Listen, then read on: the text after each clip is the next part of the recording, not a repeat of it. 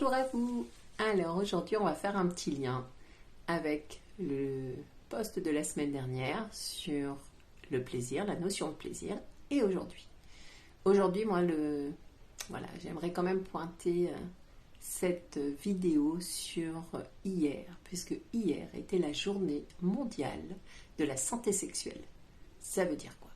Ça veut dire que tout au long de notre vie, je dis bien tout au long de notre vie, nous avons le droit à une sexualité.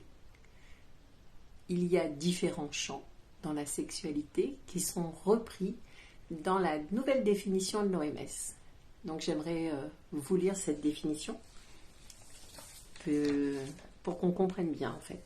Donc la santé sexuelle est un état de bien-être physique, émotionnel, mental et social lié à la sexualité. Rien que là. Physique, bien-être physique, émotionnel, mental et social. Donc, doit se sentir protégé, on doit se sentir, on ne doit pas être obligé, on ne peut pas nous obliger à faire quelque chose. Au niveau émotionnel, pareil, c'est un bien-être. Donc, le bien-être émotionnel, on le choisit, on ne nous l'impose pas. Mental et société, et de la société. Donc, c'est hyper important. Pas simplement l'absence de maladie ou de dysfonctionnement ou d'infirmité. Il y en a beaucoup quand on emploie le terme santé, systématiquement ça veut dire « Ah ouais, mais on peut être malade ». Ben non.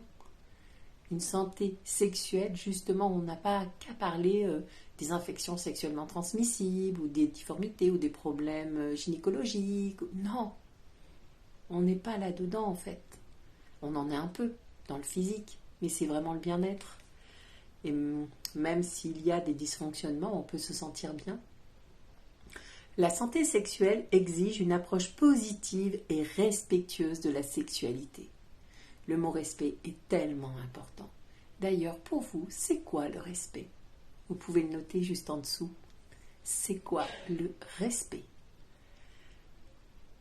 de la sexualité et des relations sexuelles, ainsi que la possibilité d'avoir des expériences sexuelles agréables et sûres, libres de coercition, discrimination et de violence. Un acte sexuel, donc si on peut faire un petit peu la différence, il y a l'acte sexuel, plus ou moins imposé, mais quand on fait l'amour, c'est complètement différent. Et c'est ça en fait, faire l'amour, se faire du bien à soi, faire du bien à l'autre, faire du bien aux deux. Pour que la santé sexuelle soit atteinte et maintenue, les droits sexuels de toutes les personnes doivent être respectés, protégés et réalisés.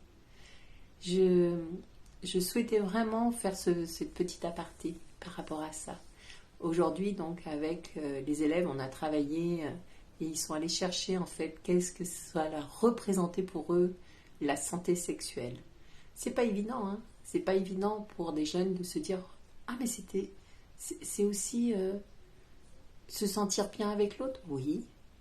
Madame, mais est-ce que c'est aussi d'accepter que les autres, n'ont pas la même sexualité que nous? Oui. La sexualité, c'est privé. Du moment que tout le monde se sent bien, tout le monde dans le couple se sent protégé, se sent respecté, ce qui se passe dans le couple appartient au couple. Et ça, c'est important quand même de le mentionner. Alors avec tout ça, puisque ça varie en fonction de notre vie, on n'a pas la même sexualité que quand on était ado, quand on était jeune adulte.